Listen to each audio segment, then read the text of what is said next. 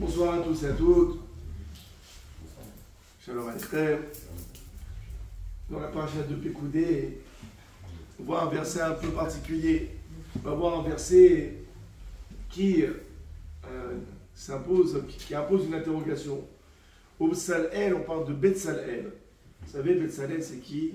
C'est la personne qui a construit le Mishkan. C'est un génie. Un génie, il a construit par lui tout seul quasiment tout le Mishkan.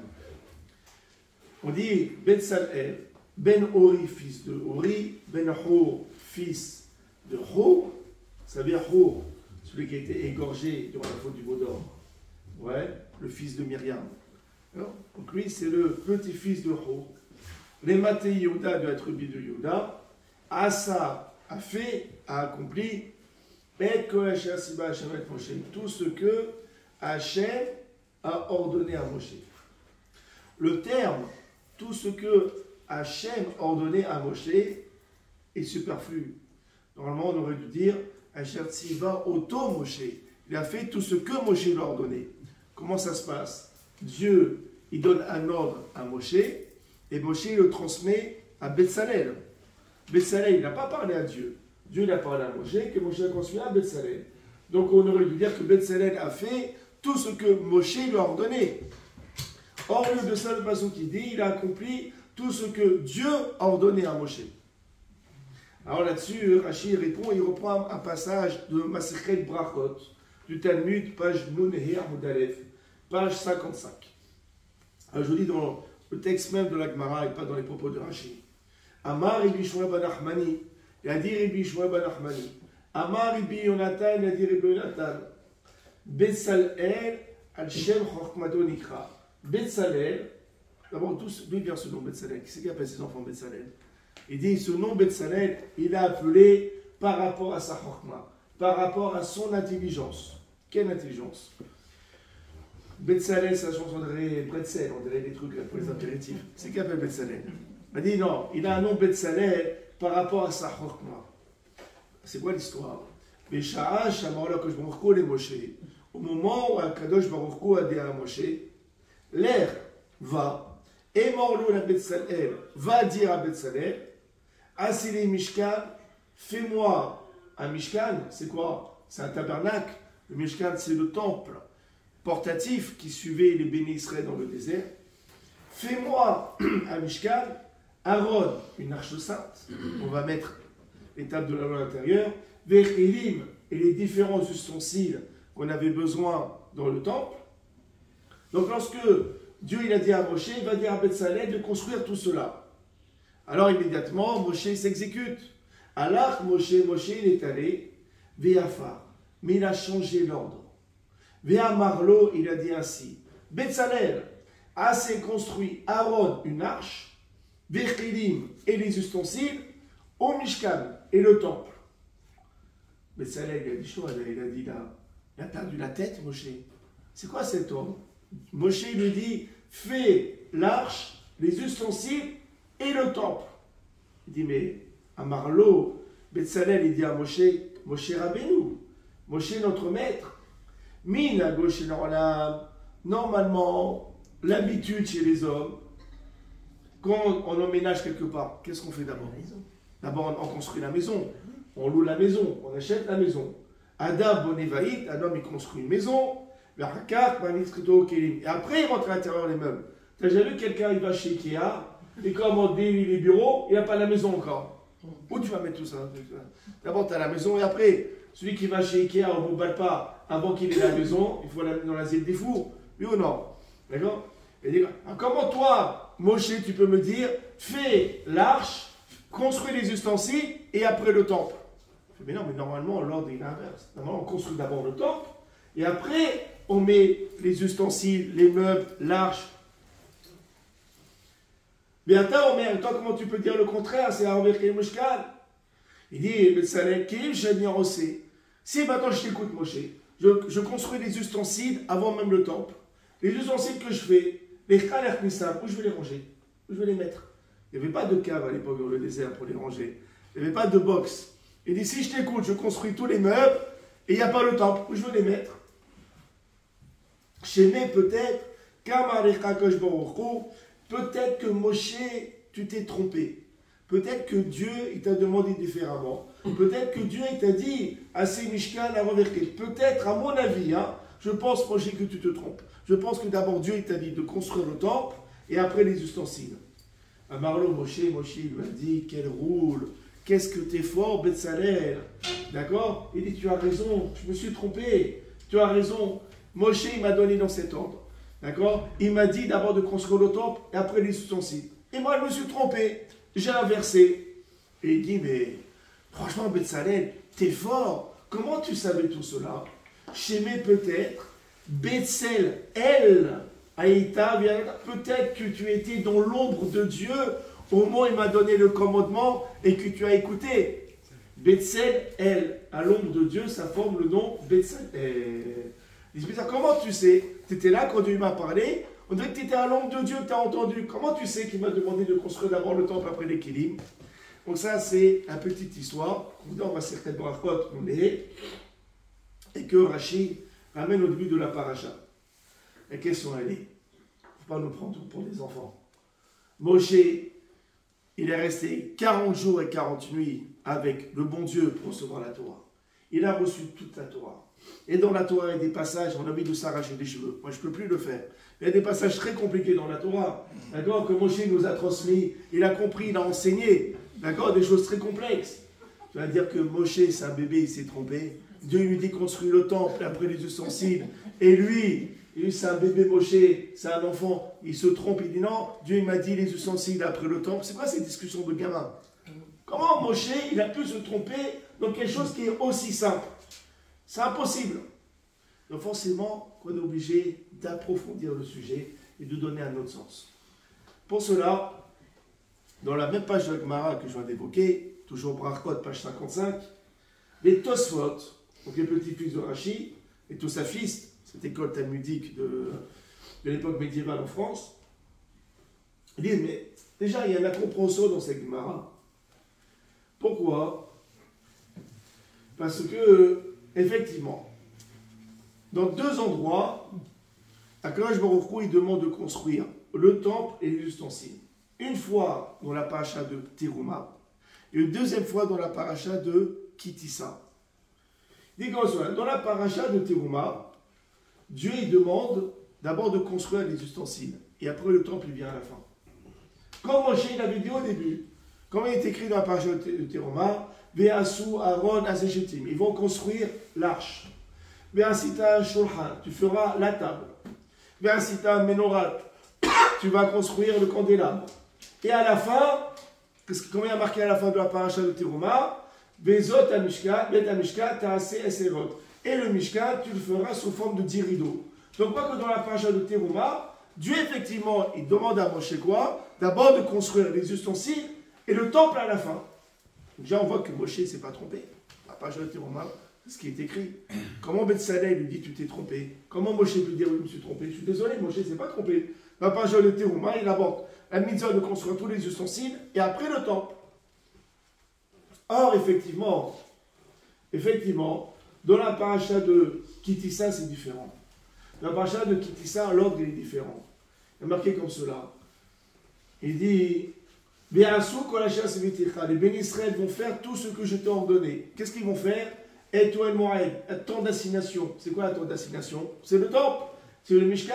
Et après, Beth Aaron, après l'arche, et après le Kaporet, d'accord? Et le Shochan, et après la Menorah. On voit que dans la paracha de Kitissa, Akadosh Baruch Hu demande d'abord de construire le Mishkan, le temple, et après les ustensiles, comme Betsalel a dit.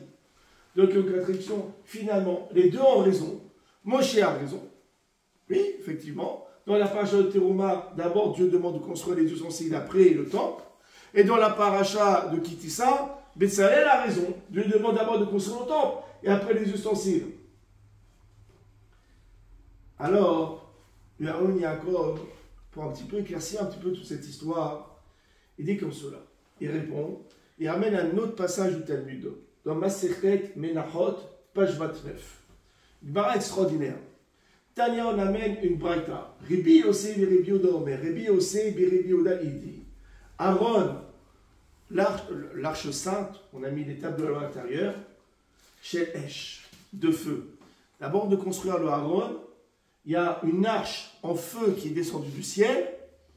Moshe, il a regardé cette arche, il a mémorisé, il a construit en fonction. Mais avant cela, il y avait une arche de feu qui est descendue.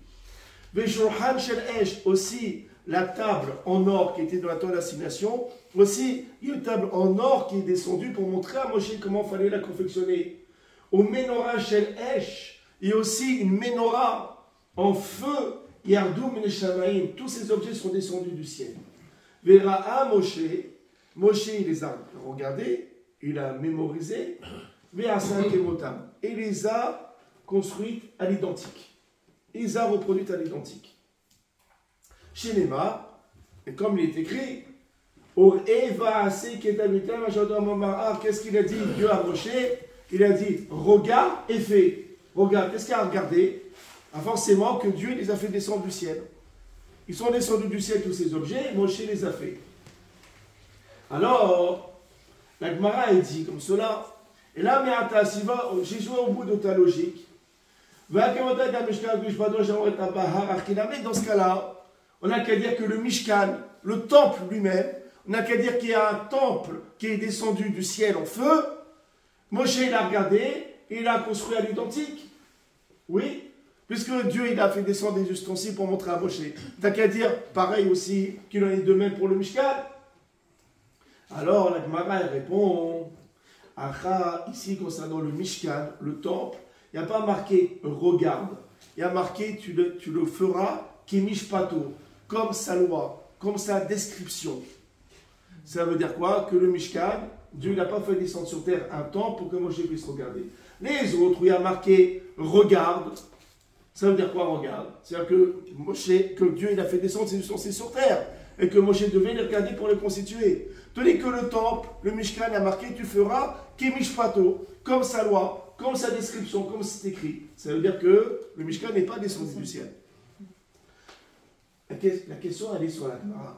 Pourquoi dans ce passage de la Gemara, c'était impensable d'imaginer que Dieu ait fait descendre un temple du ciel sur terre? Tout de suite, ça a été balayé d'un revers de main. On dit non, c'est impossible. Pourquoi ce serait impossible? Pourquoi cette idée, elle était impensable? Tout de suite, on a dit, dans ce cas-là, tu n'as qu'à dire qu'un temple est descendu du ciel. Tout de suite, on a dit, non, mais pas du tout, c'est impossible. On amène un verset. Mais pourquoi pas? Pourquoi cette idée, elle est refutée aussi rapidement dans le Talmud? Alors, regardez. La réponse, elle est dans le Zohar. Zohar Kadosh, Parashat Teruma. Extraordinaire ce Zohar. Il dit Mishkena, le Mishkan, le temple, Laïtekam Ne'alla n'a pas été construit là-haut dans le ciel, Aditekam Mishkena, tant qu'on n'a pas construit le temple sur terre. Tant qu'on n'a pas construit le Mishkan sur terre, il n'y a pas de Mishkan là-haut dans le ciel. Donc, étant donné que les bénis Israël n'ont pas encore construit le Mishkan sur terre, il n'y a pas de Mishkan là-haut dans le ciel. Alors quel Mishkan il peut descendre du ciel pour montrer à Moshe? Ça n'existe pas. Tant qu'on n'a pas construit ici-bas, il n'y a pas de temple là-haut dans le ciel. C'est pour cela que c'était impensable que quand je me retrouve, il ait fait descendre un Mishkan du ciel. Parce que tant qu'on n'a pas construit sur terre, il n'y a pas de Mishkan là-haut dans le ciel. Donc on voit ici, ça va répondre à notre question. Et alors, on comprend quelque chose d'extraordinaire. C'est-à-dire que là-haut dans le ciel, ils ont fait descendre à Moshe des ustensiles. Il n'y avait pas de Mishkan. Il n'y avait pas encore de temple. C'est-à-dire que là-haut dans le ciel, comment ils ont construit? Ils ont d'abord construit les ustensiles et après le temple. Là-haut dans le ciel. C'est ce que Moshe avait parlé justement. Quand Moshe il dit à Betzalel, tu vas construire les ustensiles après le temple, Moshe il se référait au temple qu'il y a là-haut dans le ciel.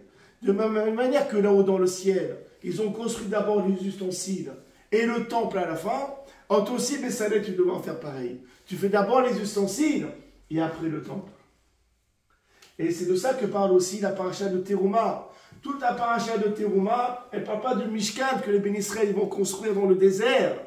Il parle du Mishkan qui existe là-haut dans le ciel. C'est pour ça que dans la paracha de Teruma, vous allez voir quoi? D'abord, on nous demande de construire tous les ustensiles et le Mishkan à la fin. Pourquoi? Parce qu'on parle du Mishkan qui est là-haut dans le ciel. Que d'abord, là-haut dans le ciel, on a construit d'abord les ustensiles et le Mishkan à la fin.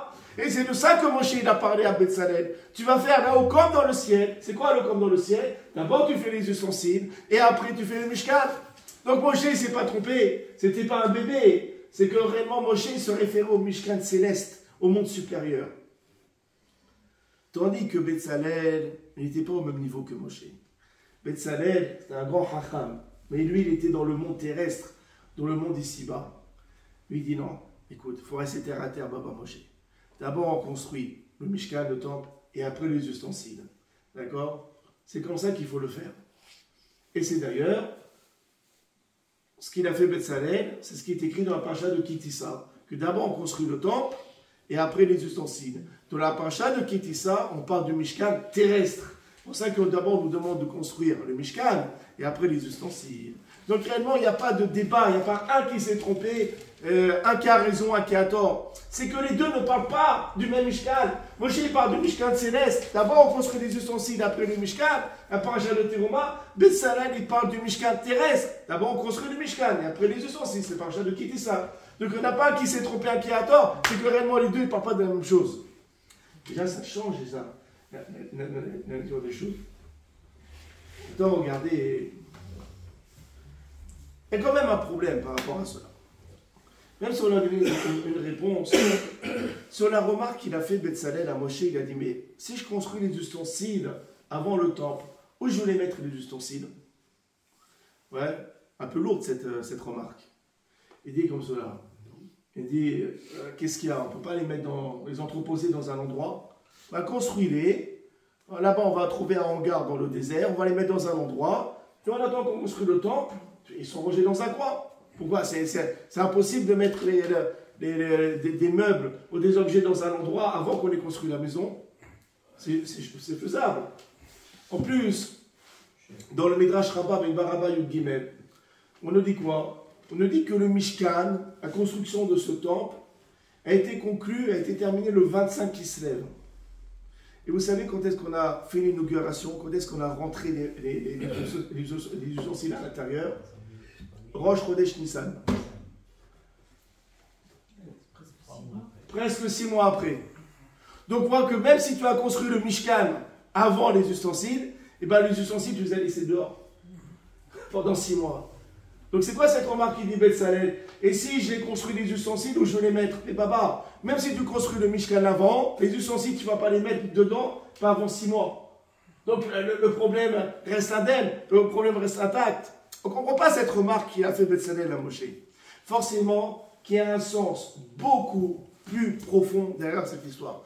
Forcément, il faut donner un sens un peu mystique, un peu ésotérique, pour comprendre un petit peu le débat qu'il y a entre ces deux personnages, Moshe et Betzalel. Alors, regardez.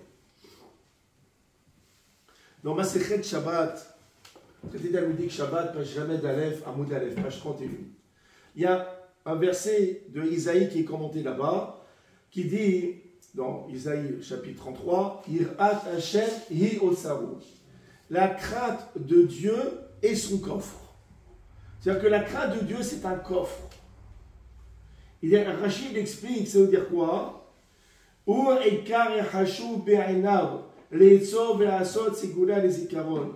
C'est le principe fondamental aux yeux de Akadosh Baruch Hu pour en faire un écrin qui va nous permettre d'avoir de la mémoire, de se remémorer. Ça veut dire quoi? Que si on veut retenir ce qu'on a étudié, comment on étudie? On étudie beaucoup Baruch Hashem, mais on étudie énormément, on oublie énormément. Comment il faut faire pour retenir tout ce qu'on a étudié? Il faut avoir la crainte de Dieu. Quand on a la crainte de Dieu, alors on a la mémoire. On retient ce qu'on a étudié. Le Avocat Abossem, il explique quelque chose d'extraordinaire. Il dit que la crainte de Dieu, elle est quoi? Elle est appelée un coffre. Or, on met quoi à l'intérieur de ce coffre? La crainte de Dieu, c'est un coffre. Et on met quoi à l'intérieur de ce coffre? Des choses précieuses. Non, mais à l'intérieur, la Torah et les mitzvot. Toute la Torah qu'on étudie, tous les mitzvot qu'on accomplit, on les amasse et on les met dans ce coffre qui est la crainte de Dieu. Si maintenant une personne, elle fait Torah et mitzvot, mais elle n'a pas la crainte de Dieu, elle ne fait pas. Elle étudie, mais elle n'accomplit pas ce qu'elle a étudié. Elle étudie Masechet Shabbat, la personne ne fait pas Shabbat. Il y a l'étude, il n'y a pas la crainte de Dieu. Alors c'est quoi? Ça ressemble à un homme qui a des millions en espèces, comme ça. Des millions, mais il n'a pas où les ranger. Il n'y a pas de coffre, il n'a pas où les ranger. Le premier qui vient, il prend. Ouais, aujourd'hui il a, demain il y a un escroc, il vient, il lui vole tout. C'est pareil. Celui qui a Torah et mitzvot et qui n'a pas la crainte de Dieu, toute sa Torah et toute cette mitzvot, quoi, ça n'a rien. Elle est jetée. Elle est jetée. Du jour au lendemain, elle peut disparaître cette Torah et ces mitzvot qui ont été faites. Et celui qui fait l'inverse. C'est-à-dire, celui qui il fait rien. Non, celui qui fait Torah, celui qui fait Torah et mitzvot. Qui craint Dieu mais qui ne fait pas Torah et mitzvot. Il a le coffre vide. Ou alors, il a déjà le coffre. C'est le début de la richesse. C'est le début de la richesse. D'accord, donc c'est terrible. Et on va voir quelque chose d'extraordinaire. Donc d'abord, il faut d'abord avoir le coffre. C'est quoi? C'est la crainte de Dieu. Et après, tu fais Torah et mitzvot, tu peux tout engranger là-bas. Et toutes les mitzvot, toute la Torah que tu as étudiée, elle reste dans ta tête, elle reste en toi. Après, tu fais pas de ça, tu es grand de ce que tu étudies, de ce que tu fais. Mais s'il n'y a pas la crainte de Dieu, toute cette Torah, toute cette mitzvot, elle reste à l'extérieur. D'accord? Elle n'est pas fiable, elle peut disparaître. Et regardez, ça va encore plus loin. Dans Pirkei Avot, 3e chapitre, qu'est-ce qu'on dit? Non, il n'y a pas pire qu'Avot. Il n'y a pas Pirkei Avot, c'est vrai. Rabbi Hanina, généralement je dis Avot. Moi j'ai dit Pirkei Avot parce que je sais que tu allais faire la balle, c'est pour ça. Rabbi Hanina ben Tosa Omer, Rabbi Hanina ben Tosa il dit Kol shirat haito kodemet et chokmato. Tout celui dont la crainte de la faute devance son intelligence. C'est à quoi que la personne avant d'étudier, elle a déjà peur de Dieu, elle a peur de fauter. Et dans cet état d'esprit, elle commence à étudier. C'est une bonne démarche. Sa science, elle se conservera. Tout celui dont la crainte de la faute ne devance pas son étude, d'abord il étudie, mais il n'a pas peur de la faute. Tout ce qu'il a étudié, tu peux être sûr qu'il va oublier. Sa science ne se conservera pas. Il explique le Rat Abossem que c'est exponentiel. C'est quoi exponentiel? Plus on étudie, plus on fait des mitzvot, plus on engrange une richesse spirituelle, et donc plus il faut prendre un coffre qui est grand. Donc ça veut dire quoi? C'est quoi le coffre? C'est la crainte du ciel. Plus tu étudies, plus tu pratiques Torah et mitzvot, donc forcément, plus il faut que tu aies de crainte du ciel, de crainte de Dieu. Forcément. Et gens ils disent, ah, ça, tu commences à étudier, tu deviens religieux, tu deviens mahmir, tu fais des choses que tu ne faisais pas avant. Mais c'est normal. Mais c'est normal à votre taille. Pourquoi c'est normal? Parce que plus j'étudie, plus je gagne en richesse spirituelle, plus j'ai des Torahs, plus j'ai de mitzvot à engranger. Et pour cela, il faut que je change de coffre. Il faut que je prenne un coffre plus grand. C'est quoi le coffre? C'est la crainte de Dieu. Donc forcément que ma crainte de Dieu, elle grandit avec ma Torah que j'étudie, avec les méthodes que j'accomplisse. Donc c'est normal que j'ai encore plus peur de fauter. Et c'est normal que je m'impose encore plus de rigueur, encore plus de chomrot. C'est la bonne démarche.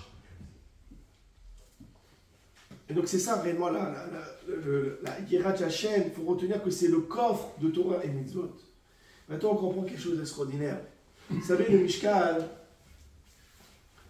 chaque objet dans le Mishkan vient symboliser une idée, vient symboliser quelque chose. Déjà, le Aron HaKodesh, l'Arche Sainte, on mettait quoi dans l'Arche Sainte? On mettait les tables de la loi. Ça fait allusion à quoi? À l'étude de la Torah. Le Aron HaKodesh, ça fait allusion à l'étude de la Torah. Dans le Ohen Moed de la Torah d'assignation, il y avait l'un en face de l'autre la menorah, le candélabre, et en face il y avait la table. On mettait les pains de préposition, les pains que l'on changeait d'un Shabbat à un autre. Ça fait allusion à quoi? La menorah, ça fait allusion à la lumière de la Torah, comme on l'a dit plusieurs fois. Et le shulchan, la table en or avec les pains, ça fait référence à quoi? À l'argent. L'argent, c'est important dans le travail spirituel. Ça fait allusion à qui? À Issachar et Zevulun. Zevulun, il allait dans les ports, il allait commercer, il allait faire du business. Et une partie des bénéfices, il a donné à qui? À Issachar. Que grâce à ce Issachar, il pouvait rester assis toute la journée à étudier. Donc on voit ici quoi? Que la menorah et le shohan font allusion aux donateurs des yeshivot, aux donateurs des kollalim, et aussi, la menorah fait allusion à ceux qui étudient la Torah. Donc on voit que chaque ustensile dans le Mishkan, qui était nécessaire dans le Mishkan, doit symboliser quelque chose.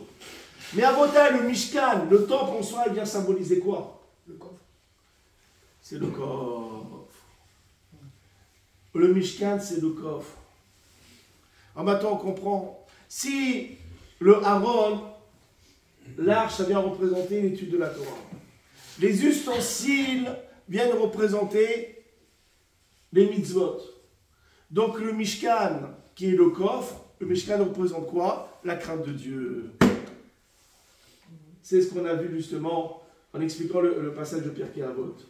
Et ça justement la remarque qu'il a fait Betzalel à qui? À Moshe. Il lui a dit Kélim, j'en ai lancé les ustensiles que je vais faire, où est-ce que je vais les rentrer? Il dit comme ça, il dit mais Moshe, si je fais les ustensiles, c'est quoi les ustensiles? Si je construis le Aaron, l'arche sainte, autrement dit, si j'étudie la Torah, si je construis la menorah, le shohan, qui vient de symboliser les mitzvot, autrement dit, si je fais Torah et mitzvot, s'il n'y a pas de Mishkan, s'il n'y a pas de temple, s'il n'y a pas de crainte de Dieu, à quoi ça sert tout ça? Où est-ce que je vais les ranger? Qu'est-ce qu'ils vont devenir? Ça ne vaut rien. Si on étudie, Maserhet Shabbat, on ne fait pas Shabbat, à quoi ça sert? On étudie le Chod Pessah, on ne fait pas Pessah, à quoi ça sert? On étudie Tefillin, on ne met pas Tefillin, à quoi ça sert? On étudie qu'ils vont venir à la synagogue le matin, on n'y va pas, à quoi ça sert? S'il n'y a pas l'Irat Hashem, à quoi ça sert tout ça? Et c'est ça le débat entre Betzalel et Moshe.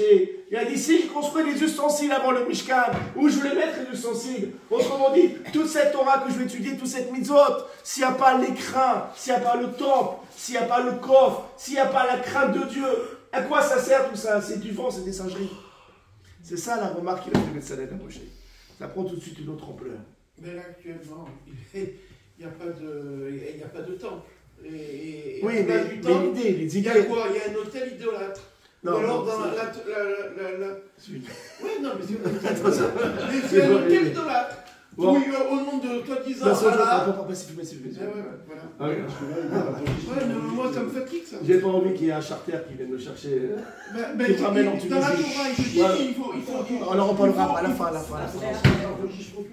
Ah, voilà. On dit dans Pirkei Avot, on dit quelque chose. Dans Pirkei Avot, Perek Shilishi.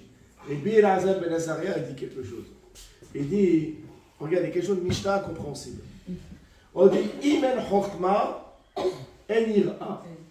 On dit, s'il n'y a pas de science, il n'y a pas de crainte.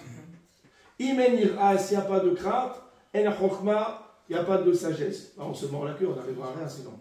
D'accord? Puisque pour avoir la crainte, il faut avoir la sagesse. Et pour avoir la sagesse, il faut avoir la crainte. Finalement, on n'aura jamais rien. On se mord la queue. Il n'y a jamais de point de départ. C'est la question que pose justement le Midrash Shemuel. Il répond comme cela. Il amène un passage dans le Zohar, Zohar Kadosh, dans l'Akdama, dans l'introduction du Zohar Kadosh. Rabbi Shimon Bar Yochai, il vient nous dire quelque chose. It Barnash, il y a ce type de personne, des Dahim et Kucha Berechu, qui a peur du Saint béni soit-il. Pourquoi il a peur de lui? Il y a des gens, ils ont peur de Dieu. Pourquoi ils ont peur? Bérim, parce que, dans le but, afin que ses enfants vivent et ne meurent pas. Parce un peu par superstition. Oh là, si je ne fais pas Shabbat, si je n'étudie pas, où va m'arriver des tuiles. D'accord? Donc la personne a la peur de Dieu. C'est quoi? Elle a peur pas réellement de Dieu, elle a peur de la sentence, de la punition. Ou bien elle a peur de la punition de son corps, elle a peur de tomber malade. Ou des mamonnées, mais elle a peur de la banqueroute, elle a peur pour son argent. Il y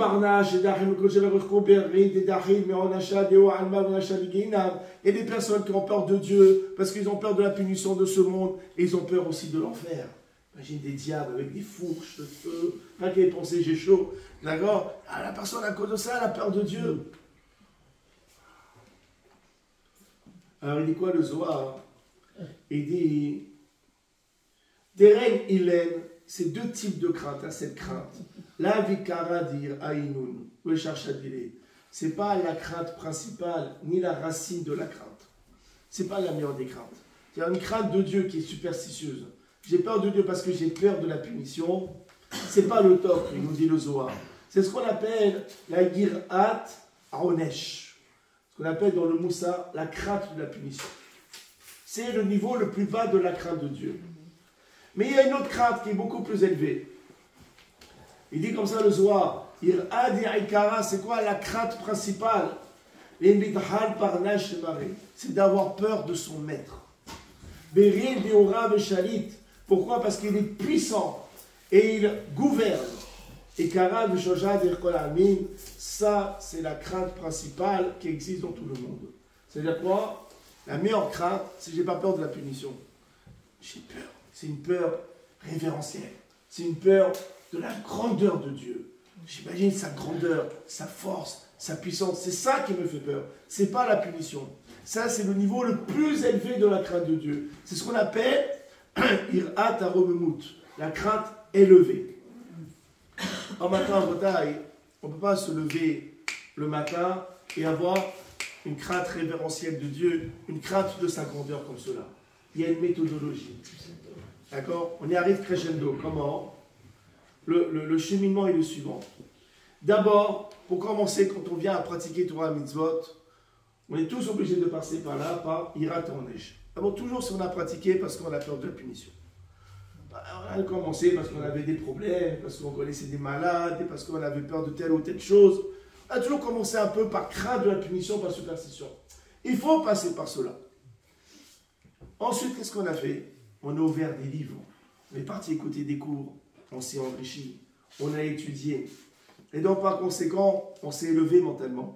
Notre crainte de Dieu, elle s'est métamorphosée. En quoi? Une crainte beaucoup plus élevée, beaucoup plus intellectuelle, beaucoup plus noble. C'est quoi? On arrive à Irat Aromemut. Maintenant, j'ai étudié, j'ai plus peur de Dieu à cause de la punition. J'ai peur justement de sa grandeur. Et c'est ce qu'il nous dit justement maintenant le Pirkei Avot. Il dit I'em Chochma en ira. S'il n'y a pas la sagesse de la Torah, en ira, il n'y a pas de crainte. De quelle crainte on parle? On parle de cette crainte révérentielle, cette crainte de la grandeur de Dieu. Tu ne peux pas avoir peur de la grandeur de Dieu si tu n'as pas étudié avant. C'est ce qu'il dit Pirkei Avot. Im en Chochma, s'il n'y a pas d'étude de la Torah, en ira, on ne peut pas avoir la crainte de la grandeur de Dieu. Et elle continue le Pirkei Avot. Im en ira en Chochma. Mais d'un côté, au départ, à la genèse de notre Teshuvah, s'il n'y a pas de crainte, c'est quoi? S'il n'y a pas de crainte de la punition, El Chokma, alors il n'y a pas d'étude de la Torah. Qu'est-ce qui nous a poussé à étudier la Torah? Parce qu'on était un peu superstitieux au début. Et après qu'on a étudié, on devient autre. Donc c'est ce qu'on dit. S'il n'y a pas de crainte de la punition, il n'y a pas d'étude de la Torah. Et im en chokhma, et s'il n'y a pas d'étude de la Torah, en ira, il n'y a pas de crainte de la grandeur de Dieu. Et là, la Mishnah prend un sens. Maintenant, vous allez voir que derrière cela se cache le débat idéologique entre Moshe et Betzalel. Regardez. On dit dans la Sechet Brachot, page Lamed Gimel Amud Bet. Amar Rabbi Hanina, il a dit, Rabbi Hanina, il a connu cette Gemara. Akol bidei Shamaim, Hotz Mirad Shamaim. Tout est entre les mains du ciel, en dehors de la crainte du ciel. Dieu peut décréter si tu vas être riche, si tu vas être pauvre, si tu vas être intelligent, si tu vas être beau, si tu vas être moche, si tu vas être grand, si tu vas être rouquin, si tu vas être blond, tout. Sauf une chose, est-ce que tu vas être pratiquant ou pas? Est-ce que tu vas faire Torah Mitzvot ou pas? Ça, Dieu ne sait pas. Est-ce que tu vas le craindre? Dieu ne sait pas ça. Ça, c'est le libre arbitre. C'est nous qui nous construisons. Tout est entre les mains du ciel, en dehors de la crainte du ciel.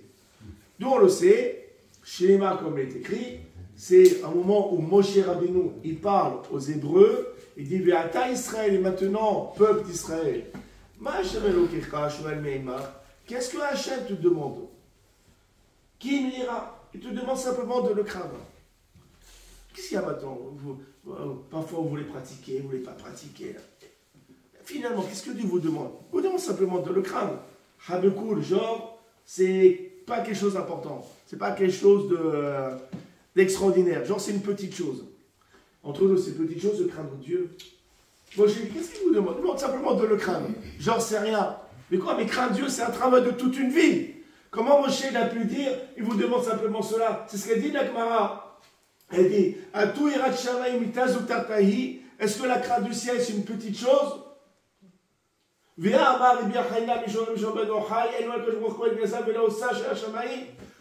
Rabbi Shimon ben Yochai nous a appris que Dieu, il a quoi dans son coffre? Il a ni des dollars, ni des euros, ni de l'or, ni des devises, ni des bitcoins, ni je ne sais pas qu'est-ce qu'il a encore. Il a quoi dans son coffre? Il a la crainte du ciel. Dans son coffre, il y a toutes les personnes qui l'ont craint. Donc on voit que c'est quelque chose d'important, ce n'est pas quelque chose de simple, ce n'est pas une petite chose. Alors comment Moshe il a pu dire, Dieu vous demande simplement de le craindre, genre c'est rien du tout? Alors Gemara répond, oui. Il dit, les gabé Moshe, pour Moshe, mitazu tartaï, pour Moshe c'est une petite chose. Effectivement, pour nous c'est une galère. Pour nous c'est le travail de toute une vie d'arriver à craindre Dieu. Mais pour Moshe c'est une petite chose, pour Moshe c'est une évidence de craindre Dieu. C'est pour ça que pour Moshe il a dit, qu'est-ce qu'il vous demande? Simplement de le craindre. Parce que pour lui c'est rien. Pour nous, ça demande beaucoup de travail. Maintenant regardez, on va reprendre le débat qu'il y a eu entre Moshe et Betsalel. Pour Moshe, la crainte de Dieu, la crainte de la faute, c'est une petite chose. Donc pour Moshe, c'est quelque chose qui est acquis, oui ou non? Donc, la crainte de la punition, au niveau le plus bas de la crainte, ouais, c'est acquis. D'accord? Il manque quoi? Qu'est-ce qui manque? Il manque la crainte à Remout. Il manque le niveau de la crainte de la grandeur de Dieu. Or, pour arriver au niveau de craindre la grandeur de Dieu, il faut faire quoi? Il faut étudier. Maintenant, on comprend. Qu'est-ce qu'il a dit Moshe à Betsalel? D'abord, tu vas construire les ustensiles et après le temple. Autrement dit, tout le monde a en soi la crainte de la punition. Donc, il manque quoi? Il manque la crainte de la grandeur de Dieu. Pour cela, il faut passer par Torah et Mitzvot. Alors, qu'est-ce que tu vas faire? Tu vas construire l'arche sainte, qui représente l'étude de la Torah. Tu vas construire les autres ustensiles, d'accord, qui représentent les Mitzvot. Et après, les Mishkan, qui représentent la crainte de Dieu. La crainte de quoi? De la grandeur de Dieu. Pour ça que Moshe l'a dit, d'abord, tu construis les ustensiles, et après le Mishkan. C'est-à-dire que la crainte de la punition, on l'a tous. Et tu veux avoir la peur, la crainte de la grandeur de Dieu. Il faut passer par les ustensiles du Mikdash. Il faut passer par Torah et Mitzvot. Et après, tu peux avoir le Mishkan. C'est quoi le Mishkan? La crainte de la grandeur de Dieu. C'est ça que Moshe a dit d'abord les ustensiles et après le Mishkan. C'est extraordinaire. Comment le débat il est tout autre. Maintenant,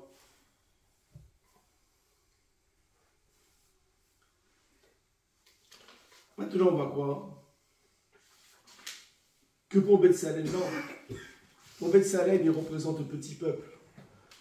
Pour nous, même avoir la crainte la plus basique, avoir peur de la punition, on ne l'a pas.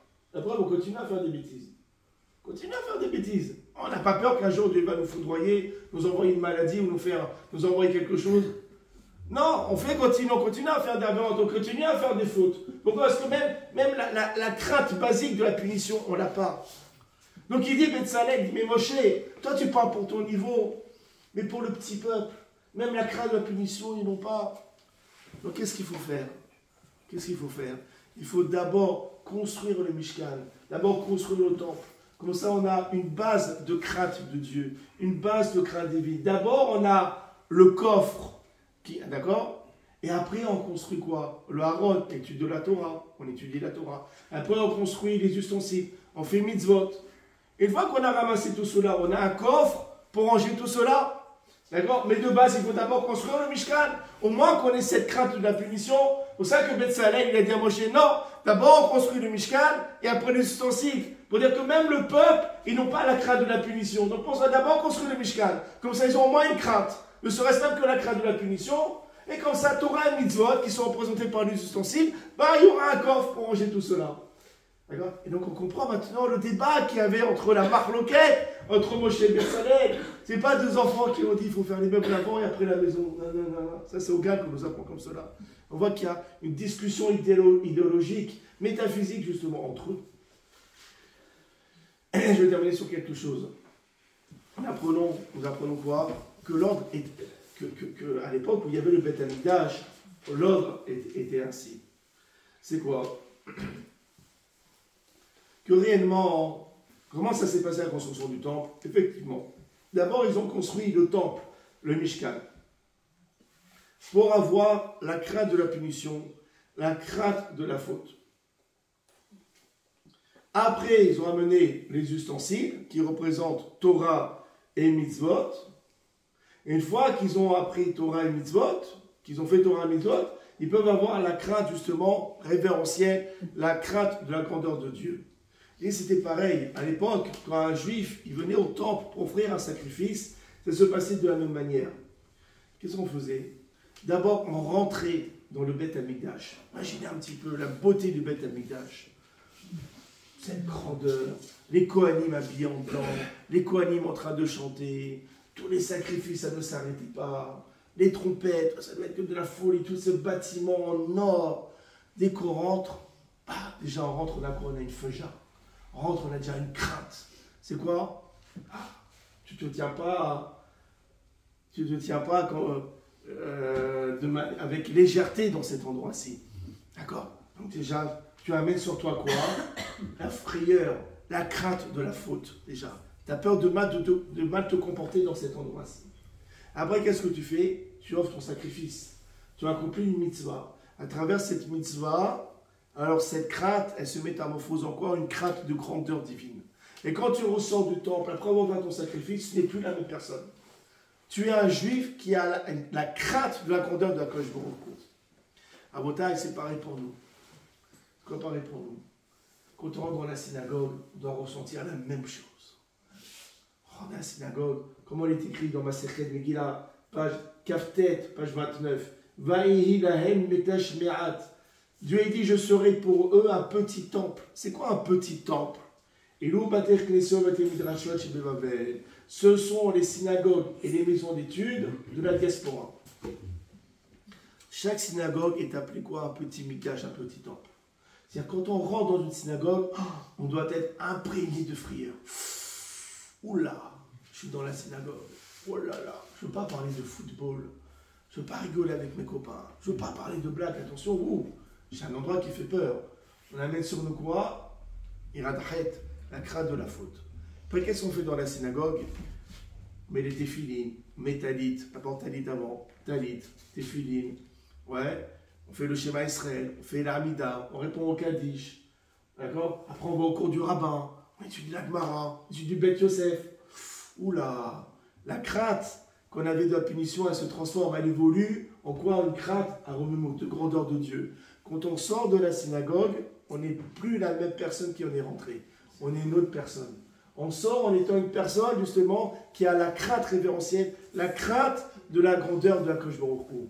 Et ça, justement, tout le travail que nous devons faire quand on va dans une synagogue, prendre conscience que nous sommes dans un mikdash me'at, dans un petit temple, et on doit sortir en étant une personne beaucoup plus élevée que lorsque nous sommes rentrés. Baruch Kaneh Olam, Amen. Ah oui,